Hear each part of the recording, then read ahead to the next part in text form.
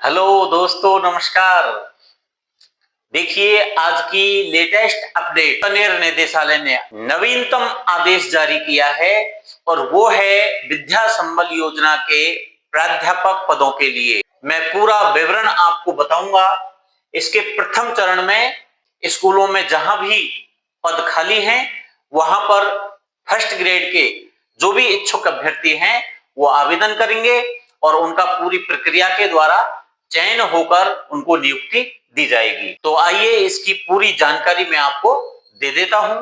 तो देखिए साथियों, ये है वो आदेश जो बीकानेर निदेशालय द्वारा हाल ही जारी किया गया है। निदेशक श्रीमान ललित कुमार जी के द्वारा यह आदेश जारी हुआ है और सभी जिलों के मुख्य जिला शिक्षा अधिकारियों को यह आदेश जारी किया है। और इसका विषय क्या है कि माध्यमिक शिक्षा विभाग राजस्थान के विद्यालयों में प्राध्यापकों के रिक्त पदों पर विद्या संबल योजना के प्रथम चरण, देखिए ये प्रथम चरण है। अभी गेस्ट फैकल्टी पर जो प्राध्यापक लिए जा रहे हैं वो प्रथम चरण में इनकी नियुक्ति होगी। अगले चरणों में second grade, third grade, lab assistant, librarian आदि पदों पर भी नियुक्तियां होंगी। तो आप इंतजार करते रहिए। और देखिए इसमें क्या है, इसके अंतर्गत पात्र अभ्यर्थियों को गेस्ट फैकल्टी के रूप में पूर्णतः अस्थायी तौर पर लगाए जाने के संबंध में यह भर्ती पूरी अस्थायी होगी। ये आपको दिमाग में सोच लेना चाहिए, विचार कर लेना चाहिए, बैठा लेना चाहिए। अस्थायी भर्ती है तो मेरा इसी के साथ में एक निवेदन ऐसे अभ्यर्थियों से है जो मन लगा के अपनी तैयारी कर रहे हैं। आगे की तैयारी जो भी कर रहे हैं तो ऐसे अभ्यर्थी अपनी तैयारी को डिस्टर्ब नहीं करें। यह अस्थायी भर्ती है, जैसे ही पद भरेगा आपको हटा दिया जाएगा। तो देखिए ये प्रसंग होता है कौन कौन से जो पत्र हैं, उन पत्रों में जो मांग की गई है उसके आधार पर यह आदेश जारी हुआ है। उपयुक्त विषयांतर्गत एवं संदर्भित पत्र के संबंध में निर्देशित किया जाता है कि माध्यमिक शिक्षा विभाग राजस्थान के विद्यालयों में प्राध्यापकों के रिक्त पदों पर विद्या संबल योजना के प्रथम चरण के अंतर्गत पात्र अभ्यर्थियों को गेस्ट फैकल्टी के रूप में पूर्णतः अस्थायी तौर पर लगाए जाने हैं। गेस्ट फैकल्टी की नियुक्ति रिक्त पदों निर्धारण करते समय यह सुनिश्चित किया जाए कि उक्त पद आईएफएमएस में स्वीकृत हैं तथा उक्त पद से किसी भी कार्मिक का वेतन आहरण नहीं किया जा रहा है। तो देखिए, जिस पद पर किसी भी व्यक्ति का किसी और दूसरे लेक्चरर का वेतन आहरण नहीं किया जा रहा हो तो ऐसे पद पर आपको लगाया जाएगा। और वह पद आईएफएमएस में स्वीकृत हो, ऐसे पद पर आपको लगाया जाएगा। और जैसे ही वो पद भरेगा आपको हटा भी दिया जाएगा। इसी के साथ में देखिए, निदेशक महोदय ने इसमें आदेशित किया है कि आपके जिले में पूर्व में इस संबंध में यदि कोई विज्ञप्ति या आदेश जारी किया है तो उक्त विज्ञप्ति या आदेश को इस पत्र के संलग्न प्रेषित प्रारूप के अनुसार तत्काल संशोधित किया जाना सुनिश्चित करावें। अगर किसी जिले ने आदेश जारी कर दिया है तो उसको संशोधित करके इस विज्ञप्ति के अनुसार पुनः विज्ञप्ति आदेश जारी करें।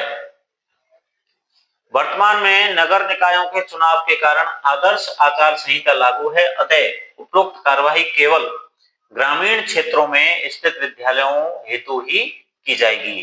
तो एक देखिए, एक नई बात यह है, तो ये जितने भी पदों पर गेस्ट फैकल्टी के रूप में आपको लिया जाएगा वो केवल और केवल ग्रामीण क्षेत्रों में जो भी पद खाली हैं जिन स्कूलों में, उन पर आपको लगाया जाएगा। क्योंकि शहरी क्षेत्रों में नगर निकाय चुनावों के कारण आदर्श आचार संहिता लागू है। ठीक है, तो अब देखिए आगे बढ़ते हैं कि इस विज्ञप्ति में क्या है। देखो साथियों, जो भी ये विज्ञप्ति जारी हुई है उसमें ये बताया है कि विद्या संबल के प्रथम चरण में गेस्ट फैकल्टी के रूप में पूर्णतः अस्थायी तौर पर लगाया जाना है। ये पद है प्राध्यापक, जिसको फर्स्ट ग्रेड बोला जाता है। ठीक है, राजस्थान शिक्षा राज्य एवं अधीनस्थ सेवा नियम 2021 में संबंधित पद और विषय हेतु वर्णित प्रावधानों के अनुसार योग्यता इसकी निर्धारित की गई है। अब आपको जो ध्यान रखने योग्य बातें हैं वो इस नोट के अंदर है। क्या है? गेस्ट फैकल्टी हेतु न्यूनतम आयु आवेदित पद से संबंधित सेवा नियमों में वर्णित प्रावधानों के अनुसार होगी। तो जो आयु का क्राइटेरिया है वो इन सेवा नियमों में जो भी दे रखा है वो होगा। यानी इसमें 65 वर्ष तक की आयु के योग्य अभ्यर्थी और सेवानिवृत्त कार्मिक इसमें अप्लाई कर सकते हैं। विद्या संबल योजना के तहत गेस्ट फैकल्टी के रूप में सेवानिवृत्त और निजी अभ्यर्थी लगाए जाएंगे। सेवानिवृत्त शिक्षक गेस्ट फैकल्टी के रूप में लगाए जाने हेतु पात्र होंगे, बशर्ते उसके आवेदित पद की न्यूनतम वांछित योग्यता उसने अर्जित कर रखी हो।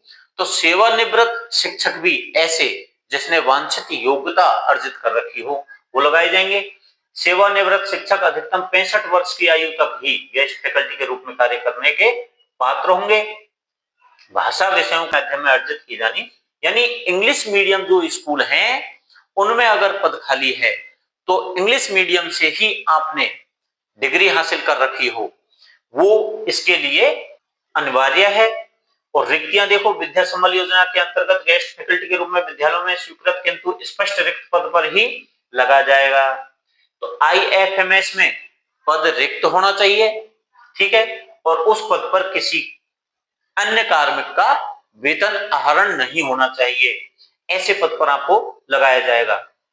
रिक्तियों का प्रकाशन देखिए कहां होगा?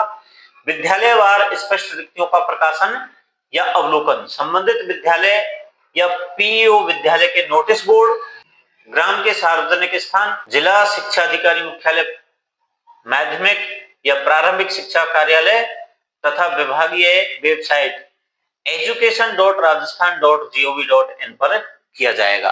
तो यहाँ पर ये प्रकाशन होगा, आप इन पर देख सकते हैं। आवेदन की प्रक्रिया देखिए, किसी भी पद हेतु 65 वर्ष तक की आयु के सेवानिवृत्त शिक्षक या निजी अभ्यर्थी जो उस पद की पात्रता रखते हों, निर्धारित प्रारूप में पूर्ण भरा हुआ आवेदन पत्र समस्त आवश्यक दस्तावेज संलग्न कर विभाग द्वारा निर्धारित की गई समय सारणी के अनुसार अंतिम तिथि तक विद्यालय समय में संबंधित विद्यालय के प्राचार्य या PO को स्वयं व्यक्ति से विद्यालय में उपस्थित होकर प्रस्तुत करेंगे। अभ्यर्थी को ऐसा नहीं हो कि डाक द्वारा आवेदन भेज दिया या किसी अन्य व्यक्ति के द्वारा भेज दिया, आपको खुद विद्यालय में उपस्थित होकर वहां पर फॉर्म जमा कराना है। तो एक से अधिक विद्यालयों में आप फॉर्म जमा कर सकते हैं, ऐसी कोई शर्त नहीं है कि आप सिर्फ एक ही विद्यालय में फॉर्म जमा कराएं। आप चाहो जितने विद्यालयों में रिक्त पोस्ट पर आवेदन कर सकते हैं। अब देखिए साथियों, इसमें वरीयता का निर्धारण किस हिसाब से होगा? तो देखो, वरीयता के लिए आपको न्यूनतम शैक्षिक योग्यता के प्राप्तांकों का 75% और प्रशैक्षणिक योग्यता के प्राप्तांकों का 25% अंक भार जोड़कर किया जाएगा। यानी आपकी जो MSc या MA की डिग्री है उसके 75% अंक और B.Ed के 25% अंकों को जोड़कर आपकी वरीयता का निर्धारण होगा। और देखिए अब इसमें आगे क्या है, सेवानिवृत्त शिक्षक के आवेदन आने की स्थिति में वरीयता में उसे ऊपर रखा जाएगा। इसके अलावा अगर निजी अभ्यर्थियों के समान अंक आए हैं तो उनमें से जिसकी आयु ज्यादा होगी उसे वरीयता में ऊपर रखा जाएगा। ऐसा भी प्रावधान इसमें किया गया है। अब देखिए, अगर आपको परिवेदना प्रस्तुत करनी हो वरीयता निर्धारण से संबंधित या आपको फॉर्म जमा कराने के बाद अगर आपको किसी तरह की आपत्ति है तो देखिए, परिवेदना समिति इनको रिपोर्ट प्रस्तुत करनी होगी। तो इस तरह से अब देखिए, इसमें मानदेय क्या है? 400 रुपए प्रति घंटे के हिसाब से मानदेय रखा गया है। कक्षा 11 और 12 के लिए आपको 400 रुपए, अधिकतम मानदेय मासिक 30,000 रुपए आपको देय होगा। अन्य शर्तें देखिए कि अगर 7 दिवस में आप सहमति नहीं देते हो तो अगले अभ्यर्थी को बुला लिया जाएगा। आपको लगाने के बाद 31 मार्च को घर भेज दिया जाएगा। और अगर 31 मार्च से पहले वह पद स्थायी शिक्षक द्वारा भरा जाता है तो भी आपको घर बैठा दिया जाएगा।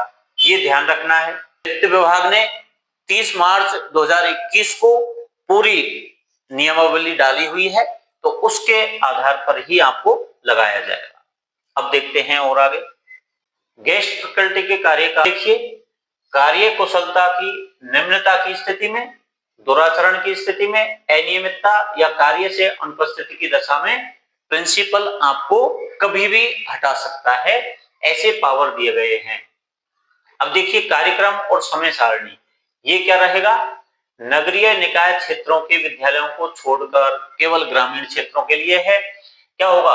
27 अगस्त 2026 को क्या होगा? प्रिंसिपल यानी कि पीईओ विद्यालय स्तरीय चयन समिति का गठन करेगा। उसके बाद में 31 अगस्त को पीईओ विद्यालय स्तर पर विज्ञप्ति और रिक्तियों का प्रकाशन करेगा फर्स्ट ग्रेड भर्ती के लिए। अभ्यर्थियों द्वारा आवेदन की तिथि क्या है? 1 सितंबर 2026 से 7 सितंबर 2026। तो 1 तारीख से और 7 तारीख तक आप आवेदन जमा करा सकते हैं। प्राप्त आवेदनों की सूची प्रकाशित करना, पीईओ स्तर पर इसका प्रकाशन होगा और वो 8 तारीख को किया जाएगा। 8 सितंबर को 4:30 बजे तक वो प्रकाशन कर दिया जाएगा। अब देखिए स्थायी वरीयता सूची के आधार पर प्रत्येक पद के विरुद्ध 3-3 अभ्यर्थियों का चयन कर चयन सूची तैयार की जाएगी। ये कब की जाएगी? 11 सितंबर को 6:30 बजे तक चयन सूची तैयार कर ली जाएगी। पीईओ विद्यालयों द्वारा चयनित अभ्यर्थियों के आवेदन पत्र चयन सूची संबंधित मुख्य ब्लॉक शिक्षा अधिकारी कार्यालय में पहुंचाएगा। 12 सितंबर को यह काम किया जाएगा दोपहर 12 बजे तक। इसके अलावा देखिए मुख्य ब्लॉक शिक्षा अधिकारी कार्यालयों द्वारा चयनित अभ्यर्थियों के आवेदन पत्र एवं चयन सूची संबंधित मुख्य जिला शिक्षा अधिकारी कार्यालय में डीओ कार्यालय में ये पहुंचा दी जाएगी 14 तारीख को 14 सितंबर को दोपहर 12 बजे तक पहुंचा दी जाएगी। जिला स्तरीय कमेटी द्वारा चयन सूची का अनुमोदन तिथि क्या है? ये 15 तारीख है। 5:30 बजे तक 15 तारीख को अनुमोदन किया जाएगा। आदेश जारी कब होंगे? 15 तारीख को ही रात्रि लगभग 12 बजे तक आदेश जारी कर दिए जाएंगे। तो ये इस तरह से ये कार्यक्रम रहेगा। अब देखिए नीचे प्रतिलिपि है, ये आपके काम की बात नहीं है। आगे और देख लेते हैं इसमें क्या है। यह आवेदन का प्रारूप है जो आपको ई मित्र से निकाल लेना है। यहाँ पर आपका नवीनतम फोटो लगेगा और इसमें ये डिटेल है, आवेदक का नाम, पिता का नाम, आवेदित विद्यालय का नाम, आवेदित पद का नाम, आवेदन प्रस्तुत करने की तिथि, आप किस तारीख को आवेदन जमा करा रहे हो और आपकी डेट ऑफ बर्थ क्या है। शैक्षणिक योग्यता है, ये देखिए 10वीं की यहाँ जाएगी, 12वीं की यहाँ जाएगी, ग्रेजुएशन की यहाँ जाएगी, पोस्ट ग्रेजुएशन की यहाँ पर आ जाएगी। वर्ष और प्रतिशत आपको इसमें नोट करने हैं।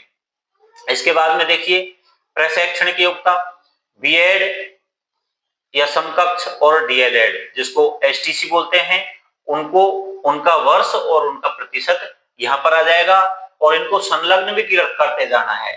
यानी कि फोटोकॉपी लगेगी जो स्व प्रमाणित होगी। इन सभी की फोटोकॉपी यहाँ पर आप आवेदन में वर्ष और प्रतिशत लिखेंगे और संलग्न कर देंगे फोटोकॉपी। ठीक है।